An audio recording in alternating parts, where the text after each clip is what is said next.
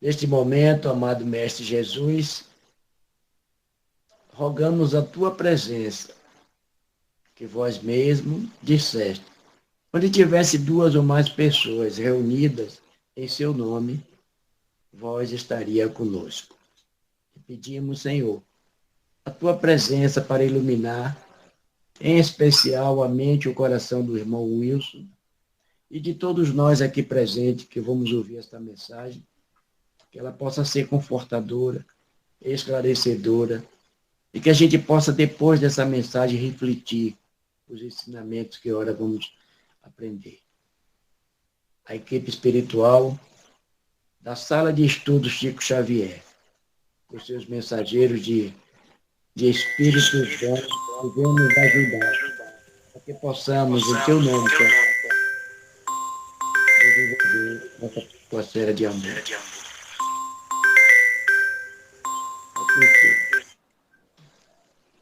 Boa noite a todos. Uma musicazinha tirou da concentração, mas é isso mesmo.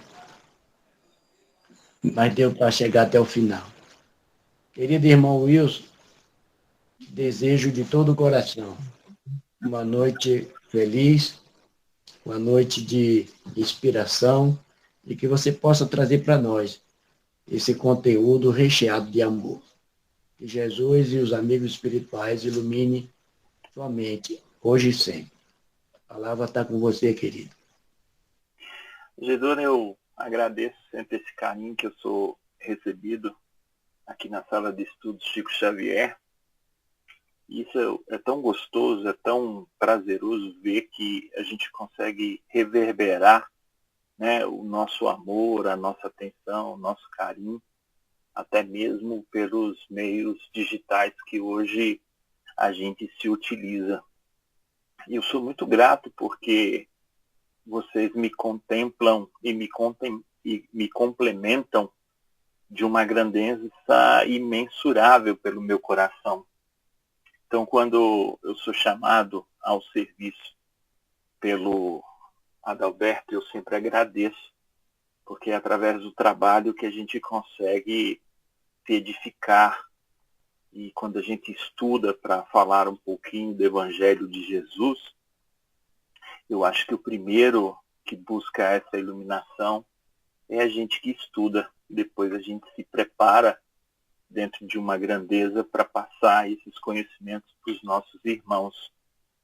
E hoje falar dessa identidade de Jesus no Evangelho de João é também uma grandeza espiritual muito grande, porque é como se nós perguntássemos a Jesus quem de fato ele é ou ele foi. E aí ele mesmo, Jesus, nos apresenta em 7 passagens no Evangelho de João quem ele é, nos respondendo, eu sou. E é interessante a gente ver porque no livro Boa Nova, ele próprio, Jesus, questiona Pedro. E vós, quem dizeis quem sou? E a gente podia dizer que ele era um galileu, a gente podia dizer que era um nazareno, um filho de Maria e José, poderíamos dizer que ele era um Messias, como naquela época as pessoas acreditavam que ele era um profeta, né? Ou como ele mesmo, com o passar do seu apostolado, seus 3 anos de vida pública, as pessoas o identificavam inclusive como filho do homem. Mas Simão simplesmente responde, filho de Deus vivo. Ou seja, um representante vivo de Deus aqui no orbe terrestre. E essa representação de Jesus, ela é interessante a gente perceber, porque nós também estamos nessa mesma grandeza, guardado, logicamente, o nosso engrandecimento moral, porque nós não temos as mesmas qualidades morais que o Cristo tem. Então, diante de não termos essa grandiosidade ainda, porque nós estamos imersos numa lei de progresso, e imersos nessa lei de progresso, do qual a gente não escapa, nós vamos progredindo a cada reencarnação, né? Então a gente vai melhorando. E é interessante a gente perceber que dentro do Livro dos Espíritos, a gente vê uma questão em que Allan Kardec pergunta à espiritualidade quem seria o melhor modelo e guia. E a resposta é muito simples: Jesus. Então a doutrina espírita nos ensinou que a expressão mais pura da lei do Senhor, para nós homens encarnados aqui, constitui no modelo Jesus, que é a perfeição moral que nós temos. E diante dessa perfeição moral, é o que nós, humanidade, temos que aspirar aqui na Terra para que a gente alcance. Quando a gente vai falando dessa grandiosidade de Jesus para nós temos que entender, inclusive, que ele, como governador do planeta que já inclusive anterior até à nossa própria criação, simples e ignorante, como também o Livro dos Espíritos nos caracteriza, né? A criação dos espíritos, o hausto divino, né? O hálito divino, o sopro divino, de que nós somos puros e ignorantes. E Jesus já nos comandava e já nos guiava, sendo ele já essa perfeição moral que o é. Então, a gente percebe essa autoridade moral do Cristo, ele sempre a exercendo de uma forma branda, de uma forma pacífica. Nós não temos nenhum momento de violência, de qualquer espécie que seja. Jesus se fundamentou única e exclusivamente na lei de amor, que reflete as leis do Criador, né? Ação e reação, lei do trabalho, lei do progresso, né? E essa autoridade de Jesus, ela é tão legítima que o livro Boa Nova, através de um diálogo com Hanan, um sacerdote do templo judaico, a gente pode ver essa força moral que o Cristo tinha.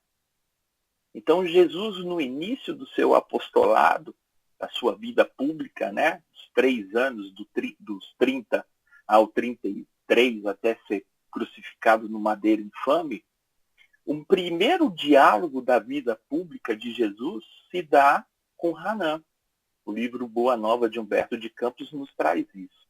E eu vou pedir licença aos irmãos para ler na íntegra esse diálogo. Então, Hanan: Galileu, o que fazes na cidade? Passo por Jerusalém buscando a fundação do reino de Deus, exclamou Cristo com modesta nobreza. Reino de Deus? Tomou o sacerdote com acentuada ironia. E que pensas tu em a ser isso? Esse reino é a obra divina no coração dos homens, esclareceu Jesus com grande serenidade. Obra divina em tuas mãos? Revidou Hanan com uma gargalhada de desprezo. E continuando as suas observações irônicas, perguntou ao Cristo: com que contas pode levar avante essa difícil empresa? Quais são os teus seguidores e companheiros? Acaso terás conquistado o apoio de algum príncipe desconhecido e ilustre para auxiliar-te na execução de teus planos? Meus companheiros hão de chegar de todos os lugares, respondeu o mestre com humildade. Sim, observou Hanan, os ignorantes e os tolos estão em toda parte da terra. Certamente que esse representará o material de tua edificação.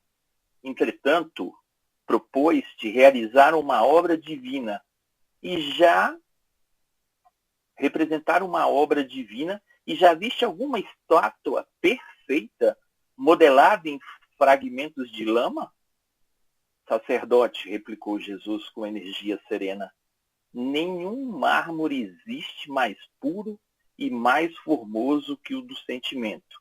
Nenhum cinzel é superior ao da boa vontade sincera. Impressionado com a resposta firme e inteligente de Jesus, o famoso juiz ainda o interrogou. Conheces Roma ou Atenas? Conheço o amor e a verdade, disse Jesus convictamente. Sei qual é a vontade de meu Pai que estás nos céus, respondeu o mestre brandamente. O sacerdote o contemplou irritado e, dirigindo-lhe um sorriso de profundo desprezo, demandou a Torre Antônia em atitude de orgulho e superioridade. Esse diálogo é impressionante porque vê de um lado a arrogância de um sacerdote e vê justamente a postura firme, segura e fiel ao seu pai de um homem com uma superioridade moral que Hanan não conseguiria lhe tirar em absoluto.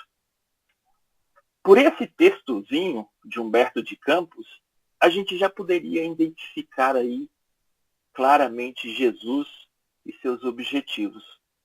Mas Jesus se apresenta para todos nós, principalmente no Evangelho de João, de uma forma diferenciada, mostrando para nós formas alternativas de o que ele é e o que ele representa para cada um de nós. Em primeira passagem, lá em João 6, 4, 8, ele já demonstra o primeiro eu sou. Ele fala, eu sou o pão da vida. No sentido elementar, pão significa alimento básico para todos nós. Cientificamente, carboidrato dentro do nosso organismo se transforma em açúcar. Açúcar é energia que faz a gente estar de pé e realizar as nossas tarefas. Um alimento que nutre essas nossas células íntimas e mantém, de certa forma, toda a nossa vida humana. Pão é um alimento simples, é um alimento popular. Está presente nas favelas, nas escolas, nos hospitais, presente em todos os lares, em todos os lugares do mundo. Provavelmente em todas as nossas manhãs, porque a gente se alimenta basicamente de um cafezinho e de um pão. Então, o enviado divino, o governador espiritual da terra, Jesus, não achou para si mesmo uma outra imagem mais nobre e mais alta do que o pão puro e simples, demonstrando para nós a importância dele ser o pão da vida e estar presente como alimento em nossos lares, em nossas residências, estar nos acompanhando diariamente das nossas vidas. Afirmando Jesus ser o pão da vida, ele nos apresenta o sentido espiritual de sermos simples, de sermos puros, de sermos alimento essencial que garante o necessário para o sustento moral dos nossos espíritos. O Senhor aí está dizendo que ele é o provedor e que ele é necessário para a vida espiritual. Não que ele dê esse pão, ele é esse pão para nós. Então, nessa primeira passagem, Jesus mostra aí ser o pão da vida, estar presente espiritualmente conosco em todos os nossos momentos.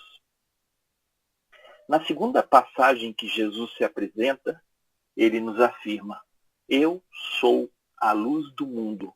Quem me segue não andarás em trevas, mas terá a luz da vida.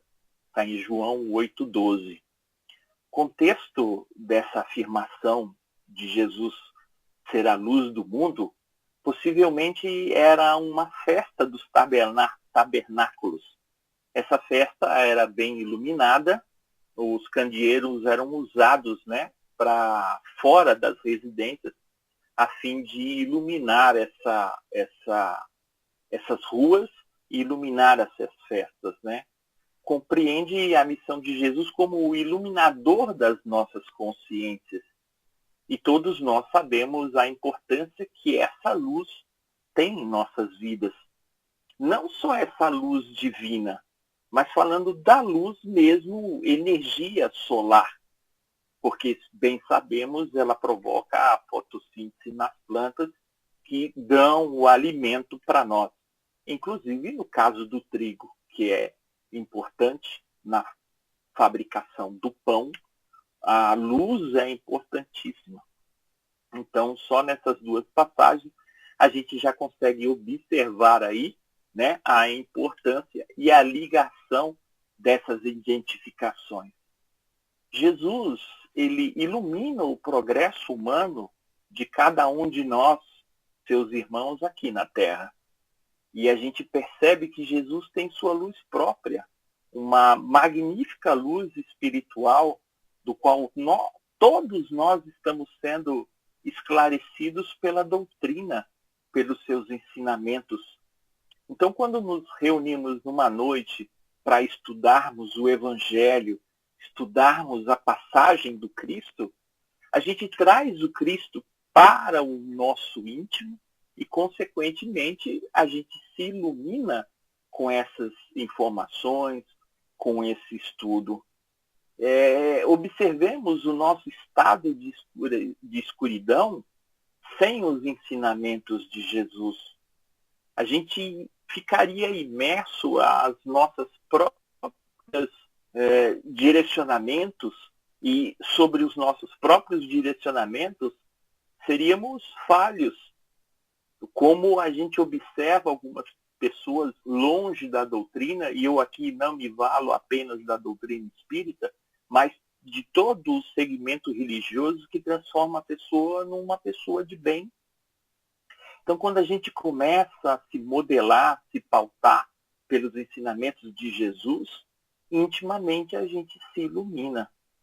E a gente percebe o quanto a luz é tão importante na nossa vida, que diante de um experimento científico foram utilizados 2 recipientes totalmente escuros, sem entrada de nenhum tipo de luz. Neles foram colocados até a sua metade água e foram colocados 2 ratos em cada uma desses recipientes com água até a metade. E uma delas, escuridão absoluta, e na outra, uma luz artificial, uma lâmpada. E deixaram ali esses ratos para pesquisa, soltos à sua própria sorte. Os ratos não tinham nenhum local para se apegar e nenhum local. Era liso, as extremidades, eles estavam à mercê da sua própria sorte nesses 2 recipientes. O primeiro rato lutou insistentemente pela sua vida em total escuridão por 8 horas seguidas, até que se afogou. O segundo rato lutou insistentemente pela sua vida por 18 horas seguidas. Ou seja, a única diferença, a luz, fez com que esse rato lutasse muito mais pela sua própria vida, mostrando a importância da luz nas nossas vidas. E aí Jesus fala, eu sou a luz do mundo, uma luz espiritual que vem iluminar os nossos corações. E todos nós sabemos que a nossa fé, a nossa vontade, o nosso apego às mensagens evangélicas que Jesus nos traz, é possível perceber até hoje, quando nós falamos de Jesus, o magnetismo que ele exerce sobre nós, mesmo estando no mundo espiritual, mesmo estando bem distante moralmente de nós. Nós ainda temos e percebemos esse magnetismo. É também descrito no livro Boa Nova, quando Jesus se prepara para reencarnar, a psicosfera da Terra sofre uma mudança abrupta. Era o tempo de Augusto e as conquistas romanas vão ficando mais amenas. A região do Oriente Médio passa por uma transformação muito grande apenas com a preparação da chegada do Mestre. Tendo em vista que o Mestre dividiu o mundo em 2 partes, antes dele e depois dele. Nenhum outro homem, sobre nenhum outro aspecto, conseguiu tal feito na humanidade. Jesus quando se coloca aí como luz do mundo, Jesus se coloca como um farol. E a gente sabe que o farol é guia para todos os navegantes que se encontram sozinhos no oceano da ignorância. Enquanto Jesus se coloca como farol, ele vai se mostrando que é para aquela direção que nós temos que seguir, justamente para nos livrar, né, dos perigos ali, dos arrecifes, ou seja, dos perigos da ignorância que nos cercam. Quando nós temos esse farol Jesus em nossas vidas, nós conseguimos tranquilamente passar pelas dificuldades. Não que elas não vão provocar dores, sofrimentos, mas pautados nessa luz a nos guiar, certamente enfrentaremos com mais fé, com mais coragem, com mais discernimento, né? Com mais entrega, como esse rato que ficou sobre a luz e, consequentemente, venceu as suas dificuldades em relação ao outro que estava na escuridão. Identificando e aceitando essa luz do Mestre, nós, criaturas humanas, nos transformaremos. Jesus fala aos discípulos, vós sois a luz do mundo. Está lá em Mateus 5,14. Dessa forma, andemos junto à luz do Mestre, para que a gente vá se transformando também na luz do mundo. E se vocês perceberem, diante da mudança que cada um de nós efetivou dentro das nossas vidas corpóreas, estudando o Evangelho do Cristo, realizando transformações morais, mesmo que pequenas dentro do nosso íntimo, a gente já conseguiu perceber que diante de algumas dificuldades, de alguns momentos de aflição, muitas vezes ainda somos até procurados por outras pessoas para esclarecimentos em relação ao sofrimento, à dor, à angústia, ao tema da morte. Então, diante disso, essas pessoas que vêm nos procurar, nós também já nos tornamos luz para essas pessoas. Se vocês perceberem intimamente, o grupo de amizade que nos cerca é bem diferente daqueles que nós ainda estávamos na vida mundana. Então, essa nossa passagem, essa nossa transformação dentro da doutrina, através do estudo, da aplicação da caridade no nosso dia a dia, nos transforma como pessoa. Nosso grupo de amizade, talvez por interesse, não é mais aquele grupo de amigos que nos procura. Hoje já é um outro grupo de amigos justamente para esclarecermos. Então, nós também percebemos que podemos ser luz. Jesus afirma, vós sois a luz do mundo. Então, nós podemos ser a luz para as outras pessoas e auxiliar outras pessoas nesse seu crescimento, nesse seu vigor para a nova identidade. Então, eu sou a luz do mundo. Jesus vem clarear os nossos corações, os nossos espíritos, servirmos de um facho de luz para que nós possamos nos guiar até hoje.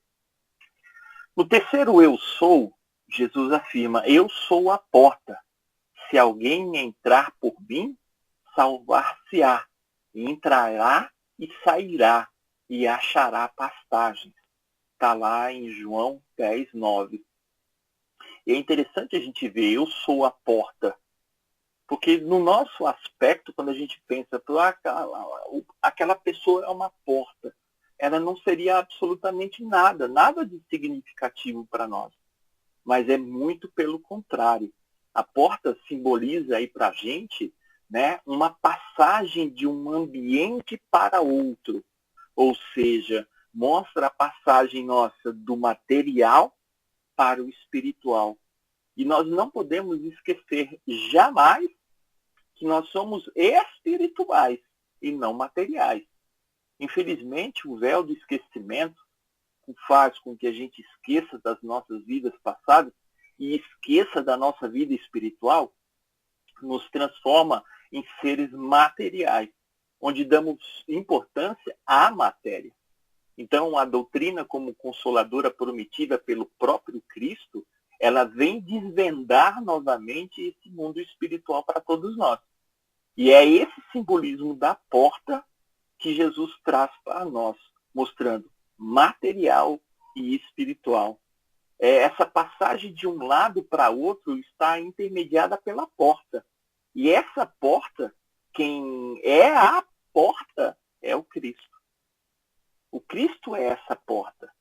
Porque se nós seguirmos o seu evangelho, os seus ensinamentos, a sua direção, a sua conduta, é essa porta que Jesus se abre a todos nós para esse mundo espiritual. Um mundo espiritual de contemplação, de trabalho, porque a gente vê em alguns dogmas religiosos que ao adentrarmos o mundo espiritual, né, sentaremos em nuvens e lá ficaremos tocando uma harpa, né, sem atividade, ociosos. E Deus, na sua lei de progresso, na lei de trabalho, mostra perfeitamente a todos nós que não há esse tipo de atividade no reino espiritual. O reino espiritual é de muito trabalho, inclusive para os irmãos que se encontram obscuros na cegueira ainda da verdade, do amor, na erraticidade, perdidos, né? Nós seremos seus fiéis condutores e assim nós também se transformaremos em portas. Quantas portas nós já fomos ao abrir a doutrina espírita para irmãos que estavam sobrecarregados, aflitos, angustiosos, depressivos? Então, para nós é uma oportunidade, inclusive um progresso divino, saber que diante da provação desses nossos irmãos, nós aí teremos a chance também, juntamente com Cristo para nós, de sermos portas para esses nossos irmãos. A gente vai ser porta apresentando escolhas sensatas para esses irmãos, mostrando a eles a oportunidade de um futuro eles também serem portas. O Evangelho também nos fala de portas, né? Quem lembra aí da passagem do Evangelho vai saber. Portas largas, né, conduzem a perturbações, a desarmonias, né, pelas facilidades de atravessar essas portas largas, e a porta estreita, que é caracterizada justamente aí pela renúncia, pela humildade, pela simplicidade. Então, veja didaticamente como Jesus nos fala em portas, sem a gente objetivar a porta algo que talvez nos feche, não permita que a gente adentre a um outro ambiente. E é justamente Jesus simbolizando aí a porta, ela é um ritual de passagem, né, para o mundo espiritual, do qual todos nós vimos, né? Então, é importante quando Jesus afirma para a gente, eu sou a porta, se alguém por mim passar, salvar-se-á, mostra que Jesus é um meio de progresso moral e intelectual e também a nossa salvação. E mostra também que é necessário a nossa ação. Porque se a porta ficar fechada e nós não termos a ação de ir lá abrir essa porta e passar por essa porta, nós estaremos no ostracismo. E se a gente perceber dentro do Evangelho de nosso Senhor Jesus Cristo, todas as curas, todos os milagres realizados por Jesus mostraram que as pessoas tiveram uma ação de buscar o Mestre para se curar. Não foi o Cristo que foi até essas pessoas curá-las. Vamos lembrar de Josias Bartimeu, um dos 72 cegos. Ele estava sentado ao poço de Siloé, quando ouve o burburinho que Jesus se aproximava na estrada, ele se levanta, tira a sua capa e vai de encontro a Jesus. Então, abrir essa porta mostra que precisa da nossa ação para que a gente possa fazer essa passagem, né? E aí a escolha é livre-arbítrio. Eu escolherei portas largas ou escolherei portas estreitas, como nos ensina o Evangelho. No quarto eu sou, Jesus se mostra para nós: eu sou o bom pastor. O bom pastor dá a vida pelas ovelhas. João 10, 11, 14. Jesus aplica a si mesmo esse conectivo de pastor no sentido de governador da humanidade terrestre. O pastor é aquele que cuida do seu pastoreio. E ele mesmo afirma também numa outra passagem evangélica que ele não deixará uma ovelha dele sem aprisco. Não deixará de cuidar de nenhuma ovelha dele. Seja essas ovelhas boas ou ruins. Jesus oportuniza a todos nós progresso de crescimento, de engrandecimento. Aquele que ficou para trás será buscado uma outra hora, assim que o arrependimento, o reconhecimento se voltar necessário para que a gente possa estender a mão a esse irmão e ajudá-lo. Nessa citação, João afirma do Cristo, eu sou o bom pastor, tem como significado expresso de ser ele, Jesus, o governador espiritual do nosso orbe, o condutor dos nossos destinos, né? O guia e modelo da humanidade. E eu fico extremamente entristecido, inclusive na roda de amigos que estudam a doutrina espírita, inclusive já foi alvo do nosso recreio, junto com a Genor, com o Fidelis, com o Alberto, depois dos nossos estudos aqui na terça-feira, de que nós espíritas nós devemos mudar algumas condições da nossa vida. Uma delas é, muitas vezes eu escuto dos próprios irmãos falar: meu Deus, o mundo está perdido. Meu Deus, se a gente afirma que o mundo está perdido, é justamente não confiar nesse timoneiro fiel que é Jesus, dessa embarcação que é o orbe terrestre.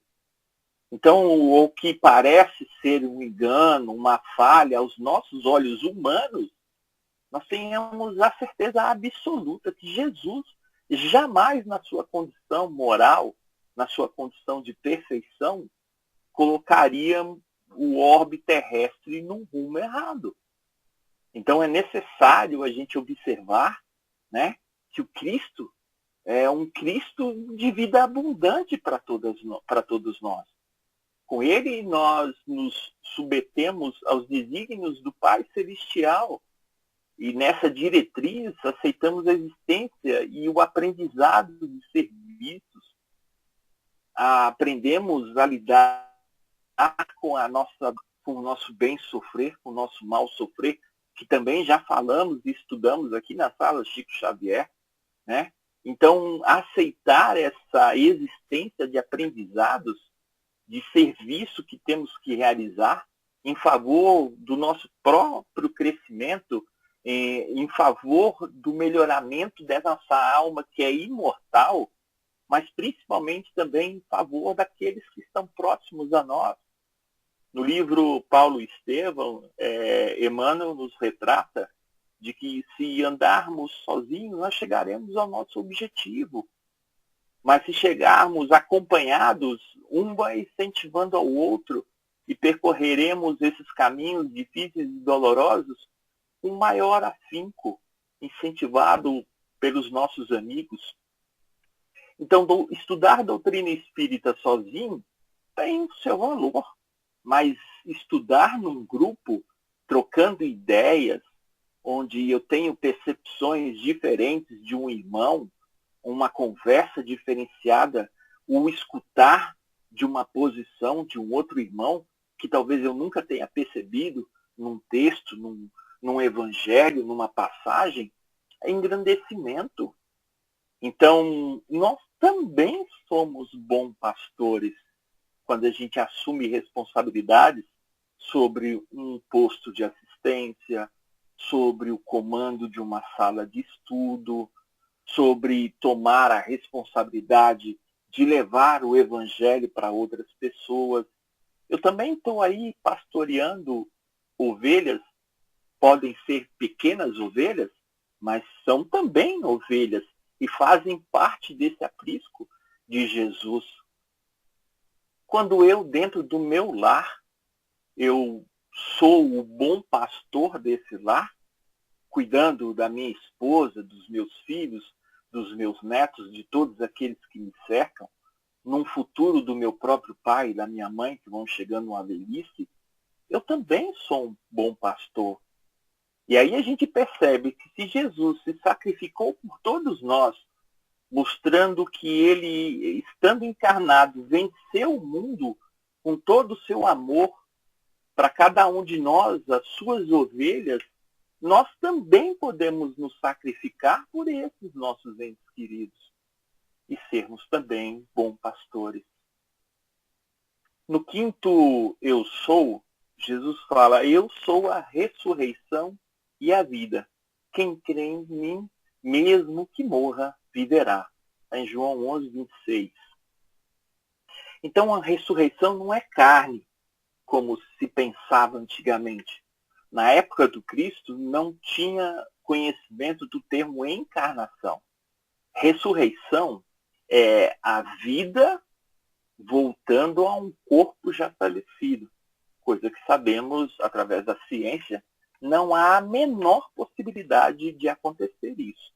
E ressurreição, reencarnação, é a volta de um espírito já vivenciado na matéria num novo corpo. Mas naquele tempo, ressurreição dava-se a entender por reencarnação. Então, ressurreição não é na carne, mas sim no espírito. E é interessante a gente perceber essa ressuscitação, né, em termos do espírito, porque aí ele vai ganhar um novo corpo físico para vivenciar as suas novas batalhas, suas novas lutas, né? Então, a gente percebe que criou-se esse dogma de ressurreição na carne por não se entender o que é reencarnação. Pois, como a gente falou, não se tinha conhecimento naquela época, né? E a única forma de se alcançar a purificação das nossas vontades, dos nossos pensamentos, dos nossos sentimentos, das nossas emoções, é justamente novas predisposições a novos hábitos numa nova reencarnação. Então, é vivenciar as nossas provas, né? A matéria que a gente não passou na reencarnação passada, nessa nova reencarnação, e aí a gente vai viver provas dentro dessas dificuldades ao fim de aprender a lição. A ressurreição ensinada por Jesus é um estado da alma ainda muito distante da nossa realidade, quando habitaremos corpos gloriosos que revelou Paulo na sua primeira epístola aos Coríntios. E há corpos celestes e corpos terrestres, mas uma é a glória dos celestes, a outra dos terrestres. Paulo exemplifica bem aí nessa passagem de Coríntios 15, 40, na primeira carta, a diferenciação do que muitas vezes a gente busca materialmente, né? E o que a gente busca muitas vezes nas glórias celestes. Então, a transformação do nosso corpo aqui, reencarnados, é única e exclusivamente para a depuração dos nossos espíritos.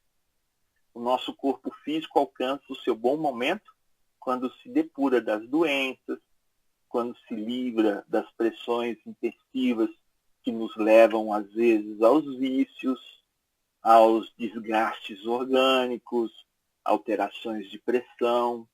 O nosso corpo espiritual encontra o seu momento ótimo quando ele alcança um estado de tranquilidade, que é essa tranquilidade que a gente busca nas nossas consciências. Aonde está escrita a lei de Deus? Na consciência dos homens, está no livro dos Espíritos. Então, todos nós temos a nossa consciência tranquila, e aí a gente busca estar nesse estado espiritual tranquilo. Segundo André Luiz, no livro Libertação, infelizmente ainda não. porque ele mesmo diz que a terça, quarta parte da crosta terrestre em desdobramento se encontram nas regiões umbralinas, do qual nós temos afim, nós temos simpáticos espíritos que não estão em perfeição.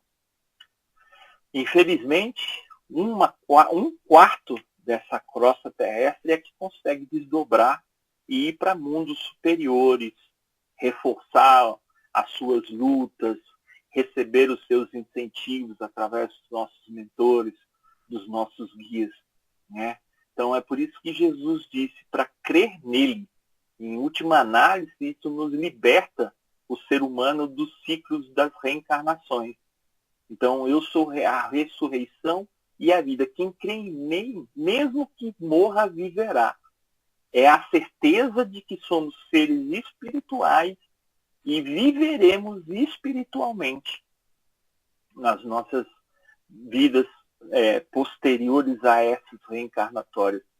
A gente é um processo de evolução, como eu disse, imersos na lei de progresso, uma lei divina do qual não há como escapar dela.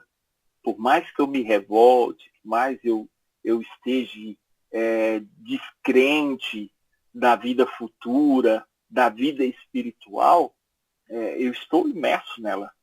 Eu poderia ficar até um período na erraticidade, vagando, mesmo não acreditando na morte, mas em determinado momento alguém estenderá a mão a mim a fim de me auxiliar, né? A sexta apresentação de Jesus é: eu sou o caminho, a verdade e a vida. Ninguém vai ao Pai senão por mim. É em João 14, 6, 7. A autoridade de Jesus é de cunho moral, como a gente vem dizendo nesse estudo. Sendo assim, ele impõe naturalmente, sem ofensas e sem violência. Jesus se utilizava e utiliza até hoje da sua única autoridade, a do amor e a sua autoridade moral, como a gente pode ver naquela primeira passagem que nós lemos no diálogo de Jesus com Hanan. Jesus mostra que existe um caminho, uma distância a ser vencida por cada um de nós. E ele é o condutor das nossas vidas nesse caminho. Então, se pegarmos na mão de Jesus, Jesus mostrará o caminho seguro que nós devemos fazer. Se nós não pegarmos na mão de Jesus, certamente seremos guiados também por forças, por amigos, mas certamente teremos muito mais dificuldade de vencer as adversidades que nos cercam. Porque Jesus, quando se coloca que ele é o caminho, a verdade e a vida, ele aí demonstra para todos nós que o caminho seguro, reto, a seguir, é ele. E é interessante a gente fazer essa analogia de Jesus como um GPS. Alguém já pensou em Jesus como um GPS? Eu aposto que não. Mas muitos de vocês já devem ter se utilizado do GPS nos carros ou no próprio celular para se guiar. O GPS traça uma rota para nós, para que nós nos guiemos nessa rota e chegarmos ao nosso destino com segurança.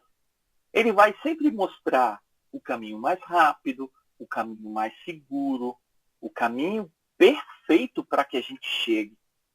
Mas aí existe um livre-arbítrio em cada um de nós, que em vez de entrarmos naquela próxima avenida à esquerda, nós vamos pegar essa avenida à direita. Nós vamos seguir a nossa vontade. Eu não quero ir pelo GPS, eu quero ir pelo caminho que me deu na telha, me deu na minha cabeça. E aí o que acontece? Rapidamente o GPS, o que faz? Recalculando a rota. Ele aceita aquela rota que nós entramos, em vez da esquerda na avenida, nós entramos à direita, e ele começa a recalcular um novo caminho para fazer o quê? Nos colocar em segurança no nosso ponto de chegada. O nosso ponto de chegada não muda. É a nossa perfeição moral. É o nosso melhoramento íntimo. Esse é o destino. Agora, o caminho que nós vamos percorrer será de acordo com as nossas vontades diante do nosso livre-arbítrio. E aí é interessante, porque o destino é igual para todos. Os caminhos que nós vamos seguir são diferenciados. Aí é uma escolha nossa.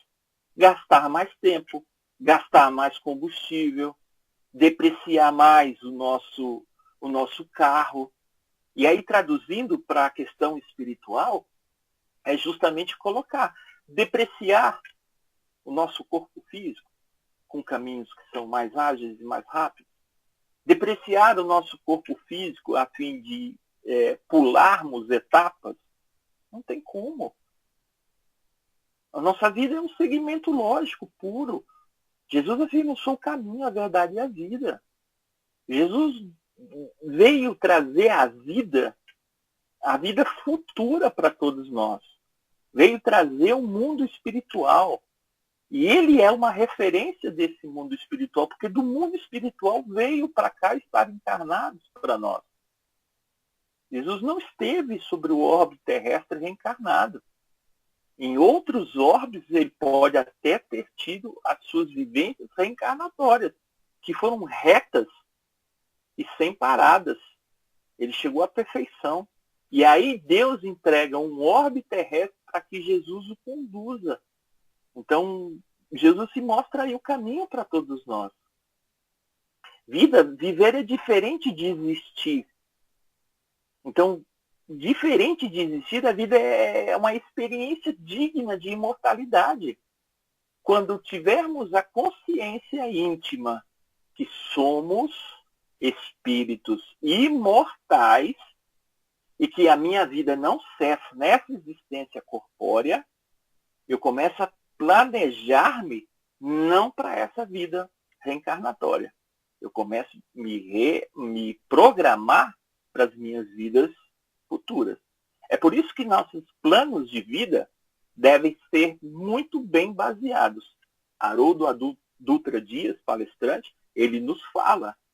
Nós devemos nos programar para a vida corpórea, vencer as nossas dificuldades, mas em alguns casos que nós percebemos as nossas imperfeições morais, nossos medos, as nossas angústias, elas não devem ser trabalhadas exclusivamente para uma vida de aproximadamente 80 anos, 90 anos. Ela deve ser programada para 300, 400, 500, 800, 1000 anos. Se somos eternos, o que é 80 anos dentro de uma eternidade?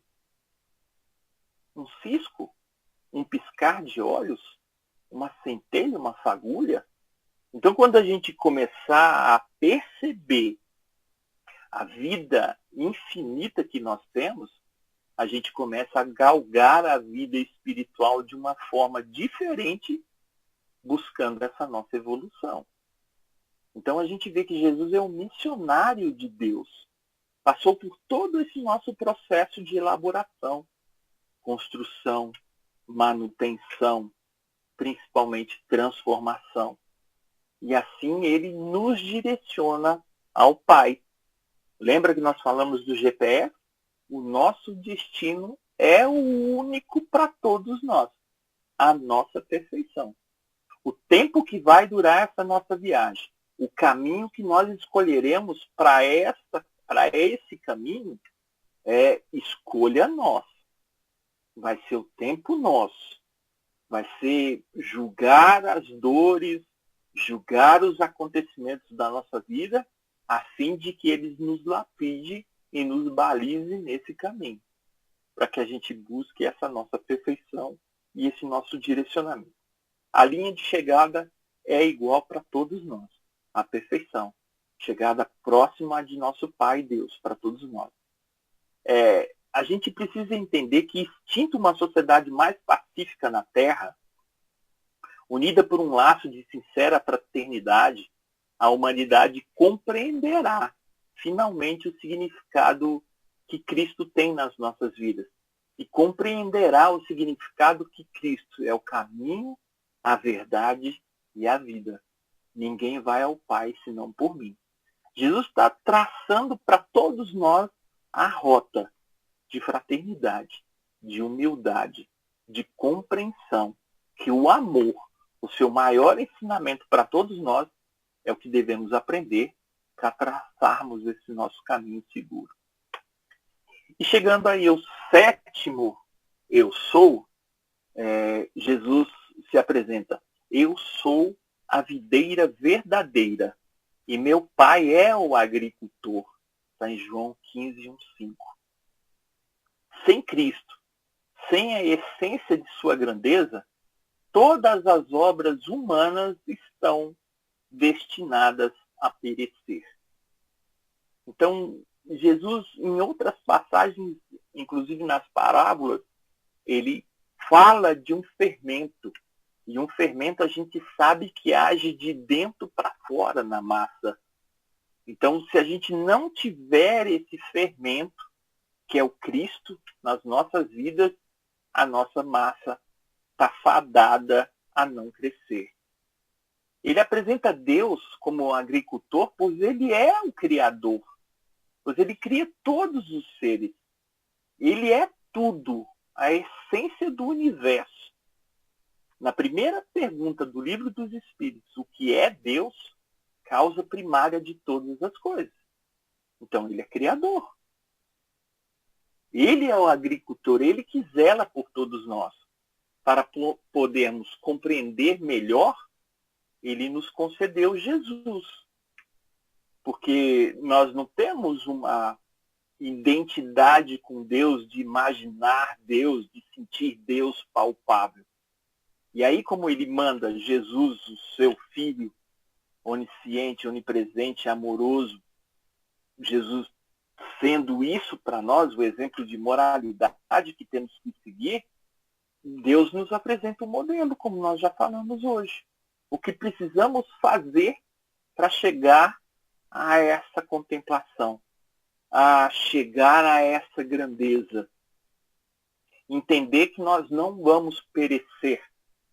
Entender Deus, esse fermento íntimo em cada um de nós, que vai fazer nós crescermos, né? E aí a gente compreende melhor Deus quando Deus está presente em Jesus. Porque Pedro, lá no início da nossa conversa, a gente fala: você é o Filho de Deus vivo na terra. E é por isso que alguns dogmas religiosos confundem essa questão de Deus e Jesus ser uma única coisa. Mas que dentro da doutrina espírita nós sabemos muito bem. Deus Criador, Jesus criatura perfeita do seu Criador. E assim a gente precisa também buscar, né, esse crescimento e essa grandeza espiritual para que a gente também, futuramente, não sei quantos bilhões de anos, a gente possa receber um planeta aí para a gente governar também. Então a videira representa todo o nosso processo de evolução. E a gente sabe que numa videira que nos dá as uvas, é necessário muitas vezes cortar os seus galhos e ramos que não servem, pois não frutificam mais. E dessa forma a gente vê que a videira, dentro da exemplificação íntima nossa, nós vamos precisar arrancar algumas coisas da gente. A gente vai precisar cortar alguns galhos nossos íntimos que não frutificam mais. E aí é justamente uma batalha íntima o tempo todo para que a gente retire esses galhos, retire esses ramos, a fim que nasçam novos brotos e diante desses novos brotos, novas ramagens, novas folhas, novos frutos. Quem duvida de mim, quando nós podemos olhar para o passado e perceber os nossos atos falhos, a nossa dor moral, a nossa inquietude, às vezes uma separação, na perda de um ente querido, na perda de um filho. E aí a gente percebe que intimamente a gente se torna mais forte, mais vigoroso, mais preparado, mais forte. Essas podas que a vida nos apresenta é justamente pensando na nossa evolução, pensando em nós nos fortalecermos para enfrentar dificuldades. Agora, não entendemos esses processos dolorosos porque Deus não acredita em nós, ou porque Deus está em marcação com nós. É porque Jesus mesmo nos apresenta esse Consolador prometido diante de fardos que os nossos ombros têm possibilidade de carregar.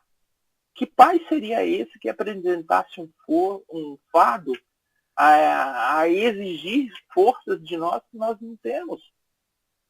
Deus é agricultor e o agricultor cuida de tudo.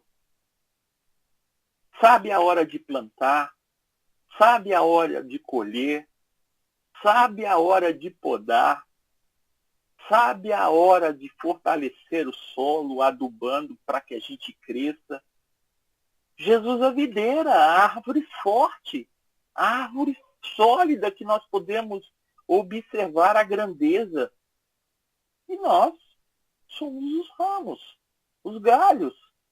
Nós vamos estar sempre em processo de poda para que a gente possa se tornar melhor.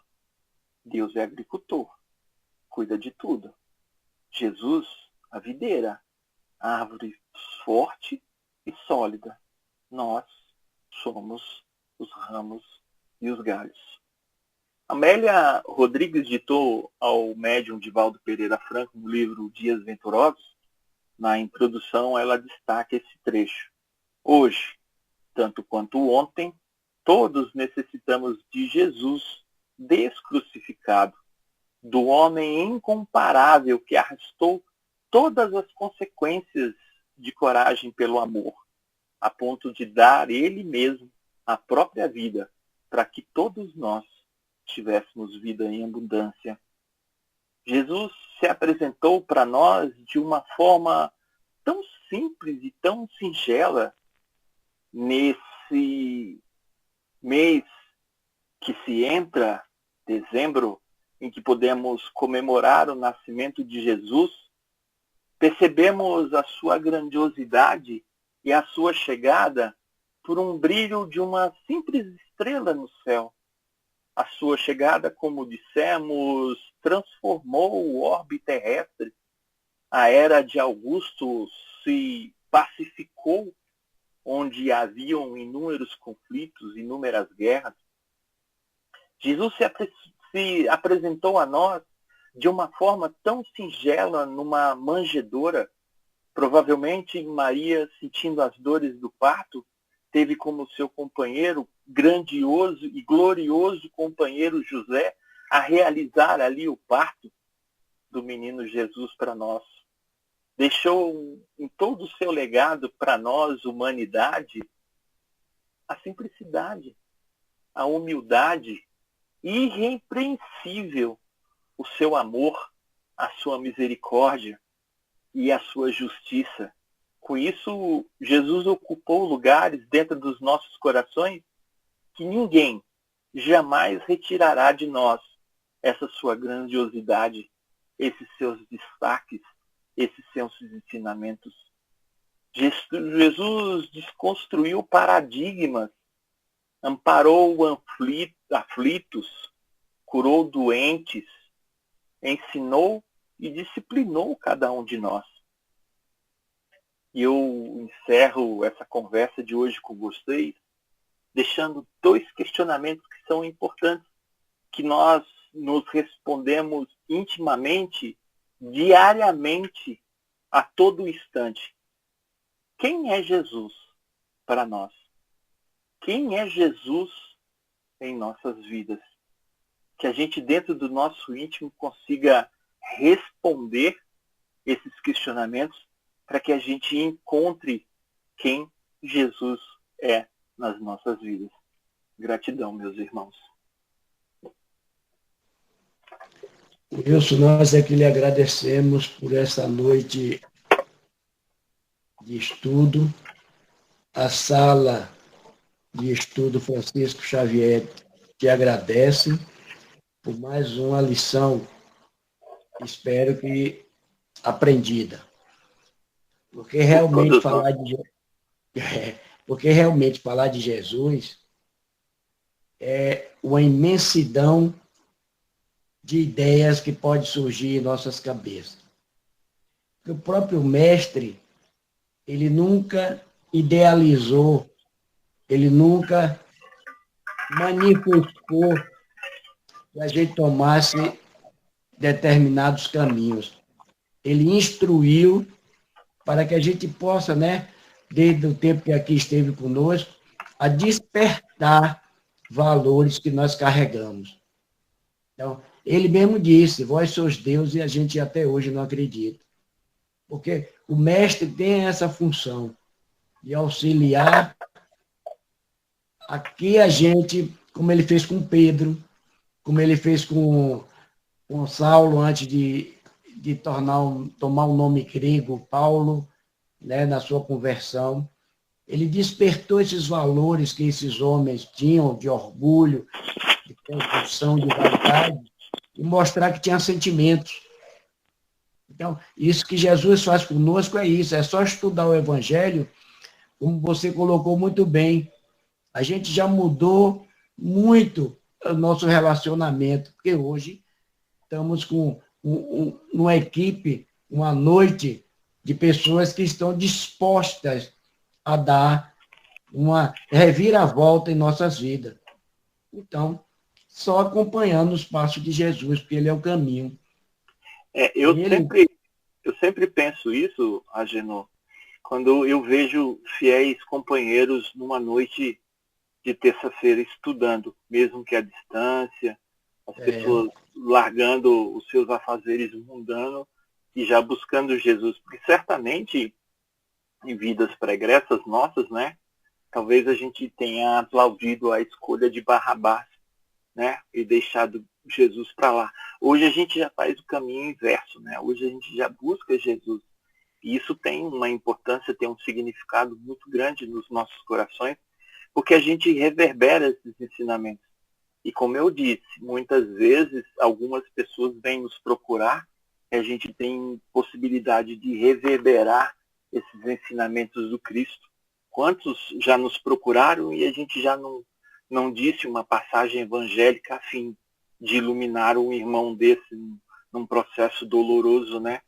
Então, assim, meu coração se enche muito de alegria quando a gente vê, né, se multiplicando as pessoas que antes, como Hanan, perseguiam Cristo e hoje já não perseguem mais. Hoje já buscam o Cristo como modelo, como guia. Né? Eu acho que nós também só vamos confirmar Jesus em nossa vida, não é no momento aprazível, no momento das dificuldades. Então, é no momento das dificuldades que a gente vai ver o quanto Jesus, isso aconteceu com vários, principalmente quem já leu, e quem não leu, eu sugiro que faça essa leitura, Paulo e Estevão, porque homens de coragem, né? Não tinha medo de perder a existência física. Então, isso faz com que hoje, né, os cristãos, hoje, não há necessidade de ir mais para a boca do leão, mas a arena para ser trucidado. Hoje os valores são outros. A resposta é outra. É porque, então, na verdade, só complementar o que você disse, Agenor, é muito interessante quando Emmanuel nos fala no livro Vinha de Luz, né? Quem ama compreende, e quem compreende trabalha para um mundo melhor. Né? Então, todos esses amavam Cristo incondicionalmente. Né? Você vê o Pedro. Pedro tem uma história. Eu gosto muito de Pedro, porque Pedro parece muito a gente. A hora do momento em que enfincam a espada na nossa barriga, a gente desconjura sem pestanejar. Né? E Pedro fez isso. Negou Cristo 3 vezes. Depois Cristo o interroga 3 vezes, né? E Pedro se transforma na sua pedra singular. Tanto é que no momento da crucificação de Pedro, Pedro mesmo fala, eu não tenho como ser crucificado como o mestre. Esses pés que ele lavou, essas mãos que ele tocou, não apontarão ao céu, como nos diz a música lá de Tim e Vanessa. Né? E Pedro é crucificado de cabeça para baixo. Gente, vocês têm a oportunidade aí para explorar essa inteligência, esse conhecimento do nosso irmão Wilson, e a inteligência também de vocês em movimento, porque nós estamos aqui para isso. Movimentar essa energia que nós carregamos, né, dentro do processo de aprendizado, ou mesmo não ter compreendido, não custa nada a gente solicitar do irmão nova reflexão. Então está aberto aí o espaço para quem queira fazer alguma pergunta.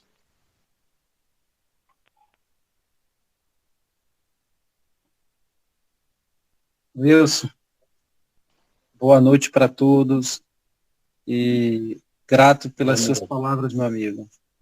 Ajudou muita gente a ver Jesus, né? Nesses símbolos que pode representar alguma coisa na vida da gente. Wilson, a gente observa que ainda aquele pensamento religioso, onde na divulgação do Cristo, muitas vezes a gente pede que a gente congregue muitas pessoas no local, tentando propagar mais a religião do que o próprio Cristo. Né? Esse é um pensamento religioso que ainda perdura. E nós observamos que o Cristo, ele não se preocupou nessa questão de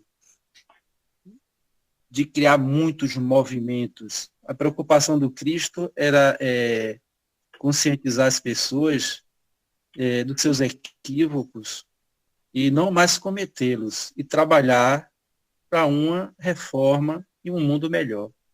Como é que você vê, né, no Espiritismo essa visão espírita de não criar um proselitismo, mas sim divulgar a verdade, o ensinamento, para que cada criatura, absorvendo aquilo que o Cristo, né, ensina, e seja o responsável pela ação daquilo que ele aprendeu? Na realidade, a gente percebe essa questão religioso, e vamos colocar aqui entre parênteses político, de uma forma a sempre ver a igreja tendenciosa, né? Então, quando Cristo apresentou essas transformações íntimas, né, essa moralidade que tínhamos que transformar, ele deixa aí o velho egoísmo humano, né, que é criador de cárceres íntimos, e André Luiz nos traz isso lá na obra, né, Obreiros da Vida Eterna, como pessoas que se aprisionam, né, dentro de dogmas religiosos. E os dogmas religiosos, eles são dirigidos por pessoas humanas. E pessoas humanas são falíveis. E são falíveis como dirigentes, como grupos. E a gente tem essa percepção. Então, quando Cristo veio nos apresentar a moralidade, ele apresentou de uma forma íntima. A gente se agregou numa forma de poder difundir esses conhecimentos às outras pessoas. Mas como nós falamos desse livre-arbítrio que nos direciona por veredas que muitas vezes são veredas incertas, veredas escorregadias para a nossa vida, acabamos nos associando a preceitos religiosos que muitas vezes não têm essa questão de processar a transformação de um homem numa pessoa melhor. Isso eu falo porque o cristianismo, e cristianismo antigamente era quem seguia o Cristo, tinha essa denominação, ela se fez vangloriar juntamente ao governo, ao Estado romano, lá na época de Constantino. Constantino teve um sonho em uma de suas batalhas: se levasse um estandarte com uma cruz, nesse estandarte ele sairia vitorioso dessa guerra. E assim ele providencia esse estandarte, vai a uma batalha e se torna vitorioso nessa batalha. E aí ele começa a entender essa questão cristã, até por causa da sua esposa, que tinha conhecimentos, e a mãe da sua esposa tinham conhecimentos do Cristo, dos ensinamentos do Cristo. E aí Constantino começa a não perseguir mais os cristãos, porque ele entendia a força do cristianismo não podendo ser algo que ele vencesse mais. E aí eu me torno aliado a essa força, a fim de que eu não tenha mais problemas. E para o cristianismo isso também foi muito bom, porque eles pararam de ser perseguidos. O problema é que em algumas determinações de Constantino, junto com o colégio apostólico do cristianismo, né, ele começa a fazer certas alianças, e aí a gente vê que os homens se perdem nessa aliança. Então, quando a gente estuda o Cristo, os seus ensinamentos, os evangelhos, a gente intimamente vai se modificando e melhorando, colocando isso em prática. E é importante que a gente tenha outros irmãos, como se fazem presentes hoje aqui, à noite, nessa sala de estudo, para que a gente esforce sempre e fortaleça no outro essa vontade de mudança. Então, uma verdade, como nos diz Chico Xavier, deve ser diluída em litros de amor. Então, quando eu for pautar para o Agenor, para o Fernando, para a Fidelis, para a Maristela, para João, para a Cláudia, para todos que estão nessa sala hoje à noite, algumas verdades que devem ser ditas em sua conduta, em sua postura, deve sempre ser diluída em bastante amor para que a gente não se perca. Infelizmente, Adalberto, alguns dogmas religiosos se perderam, mas não nos seus ensinamentos íntimos. Os evangelhos são inalterados. A gente tem, inclusive, no início do evangelho, a destinação da obra do evangelho, 5 pautas. Uma delas são todas mutáveis e podem ser alteradas.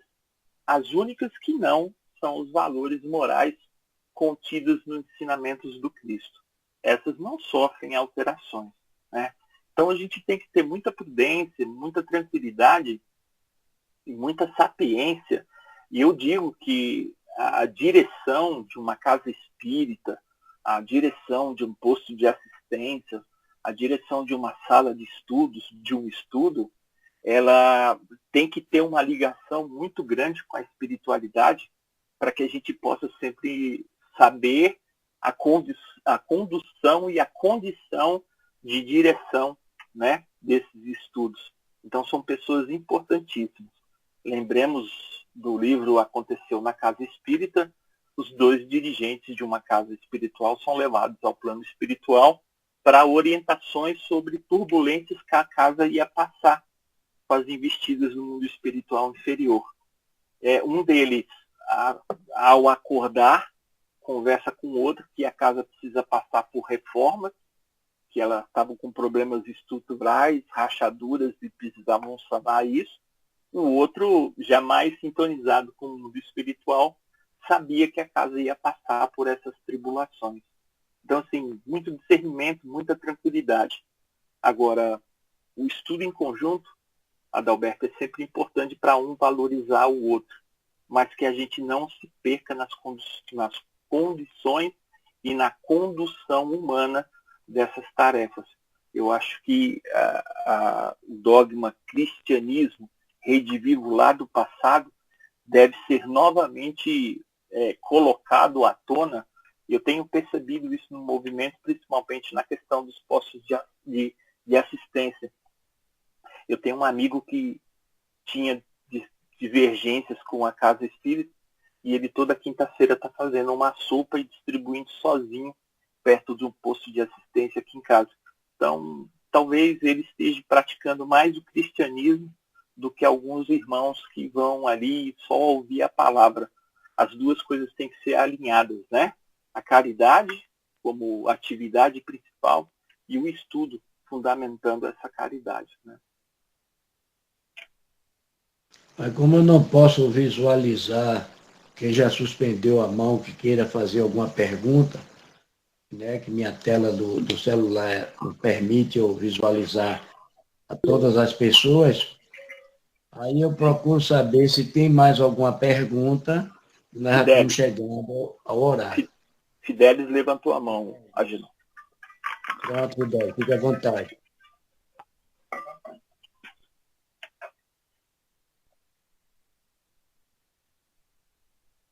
Fidel, seu microfone está desligado. Pode falar, Fidel. Liga o microfone. Ok, tá ligado agora. Obrigado, Wilson, pela sua palestra. Foi uma palestra enriquecedora, muito boa. Uma pergunta eu quero fazer a você. O povo questionava a Deus a situação de João Batista e de Jesus. A primeira resposta dada à multidão, João não era o Messias esperado. E a segunda é que Deus revela que Jesus está acima de João. Por quê? Na realidade, João Batista foi um percussor, né? Ele veio anunciar a chegada da luz do mundo, né? Então, Certo. João sendo percussor ali, como outros profetas anteriores, inclusive a João Batista, né? Elias mesmo, vem anunciar, que inclusive Elias é João Batista, vem anunciar a chegada desse divino mestre que mudaria a figura do mundo através de uma pessoa como Cristo. Então, e é interessante a gente perceber isso, que Jesus, dentro de uma humildade muito grande, permite até que João Batista o batize nas águas do Jordão. E João Batista até questiona o Cristo, tá? Também no livro Boa Nova, de Humberto de Campos. Mas é você que deveria me batizar, não eu batizar você. E aí o Cristo fala para ele com muita simplicidade. Você se reclusou ao deserto, você se voltou ao seu íntimo e hoje você anuncia a minha chegada. Por isso eu permito que você me batize. Então, Jesus ali, ao ser batizado por João Batista, é um exemplo de humildade, aquela mesma humildade que Jesus lava os pés dos discípulos, né? Mostrando que a gente pode fazer tudo sem precisar de orgulho, de vaidade, né? E a diferença é que você perguntou em relação a Deus e Jesus ser uma única coisa. Eu não entendi bem a pergunta. Não, porque ele fala que João não é o Messias esperado. A segunda, ele fala, Deus fala que Jesus está acima do João, falando com o povo, entendeu? Na realidade, eu coloco aí como superioridade moral do Cristo mesmo em relação a João Batista, né? João Batista como percussor, ele era um espírito preparado já dessa equipe de Jesus, né? No âmbito de traçar todo o planejamento da chegada de Jesus aqui no orbe terrestre. Às vezes a gente acha que no livro lá de Miramês mesmo, Jesus faz uma preparação de 2000 anos para reencarnar em Maria e tudo mais, mas a gente não pode esquecer que a Terra está sob o seu comando há 4,6 bilhões de anos. E 4,6 bilhões de anos, Jesus com certeza já foi o co-criador, né, de espíritos aqui encarnados, como o seu próprio colégio apostólico, inclusive a próprio Elias, João Batista, né, ali na questão da sua vida. E eu acho que é por isso que João Batista tem essa diferenciação entre o Cristo. E é interessante a gente perceber da grandeza espiritual desses espíritos. Porque quando a gente vê o trabalho de João Batista anunciando a chegada do Mestre, a gente vê que ele se recolhe ao deserto e, se recolhendo ao deserto, ele não se faz aparecer, justamente para não competir com Jesus. Na competição que eu digo é justamente a gente ter seguidores seguindo a João Batista e seguidores seguindo ao Cristo, que é uma coisa natural, pela simpatia, eu sou mais simpático. É a mesma coisa dos santos da Igreja Católica. Eu gosto mais de São José, outro fala, eu gosto de São Judas Tadeu, e essas predisposições que a gente tem pela simpatia vão fazer a gente seguir um ou outro. E é interessante a gente perceber que João Batista ali se recolhe. porque é interessante também no Boa Nova a gente observar João Batista e Jesus eram primos, né? João Batista era filho do primo de Isabel. Era filho de Isabel, prima de Maria. Jesus e João Batista, eles cresceram juntos, brincando juntos. Então, um ali sabia a força e sabia muito bem o que estava predestinado um ao outro, né? Então, assim, João Batista se recolhe para que Jesus cresça nesse apostolado dele público, né? Nesses 3 anos. Então, essa é a grandeza de Jesus, sem sombra de dúvida, governador do orbe, coisa que João Batista não é. João Batista está ligado à justiça, né? Então, dentro das leis divinas de Jesus, o que comanda a justiça é João Batista. João Batista era muito justo, por isso essa determinação. Tanto é que na outra passagem, né, nós temos um apóstolo, uma mãe pedindo a direita, da cadeira da direita de Jesus, e Jesus afirma, essa cadeira já tem lugar, que é de João Batista. Então, dentro desses que auxiliam Jesus a governar o orbe terrestre, nós temos, sem sombra de dúvida, ali João Batista auxiliando.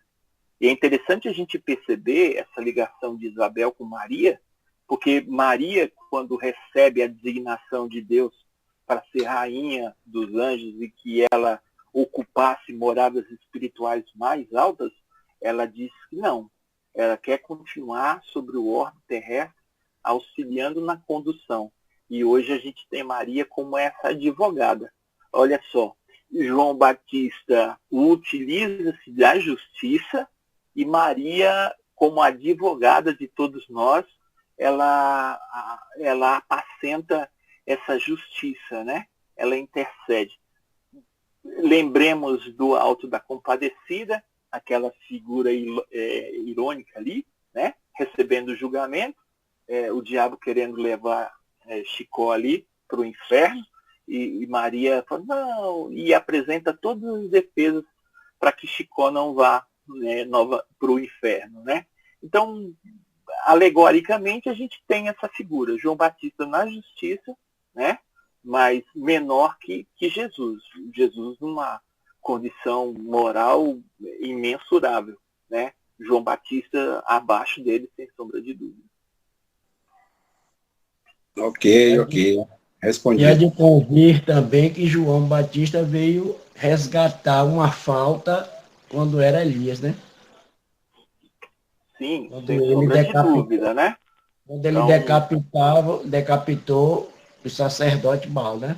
Então ele veio com essa, além de ser o anunciador de Jesus, ele veio com essa carga de resgate.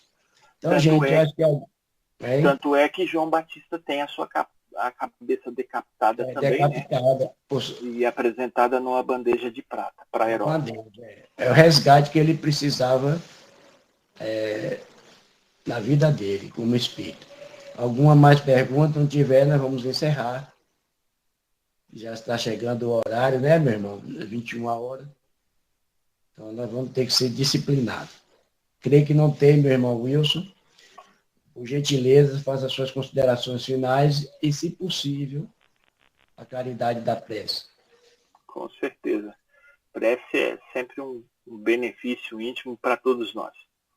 Mas de consideração final, a gente pode perceber nessa apresentação de Jesus, nesses 7 eu sous no Evangelho de João, que Jesus se apresenta a todos nós como modelo e como guia, que possamos interiorizar esses ensinamentos que João nos passa do Evangelho de Jesus, para que a gente também transforme intimamente esse eu sou dentro de cada um de nós, como perguntas que ficaram ao final do nosso papo, né?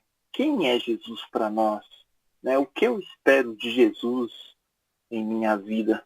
Que a gente faça essas reflexões, que a gente plante essa semente dentro dos nossos corações, que a gente vá nos transformando intimamente, É o que Cristo deseja de cada um de nós, a nossa transformação moral, como pastor de todos nós, né? Ele não abandona nenhuma de suas ovelhas.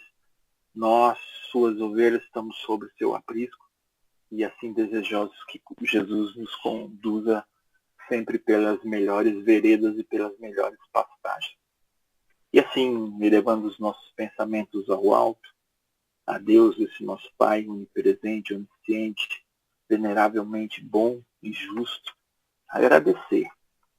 Agradecer a esse Deus a oportunidade bendita de ter conduzido a cada um de nós, seu Filho amado Jesus.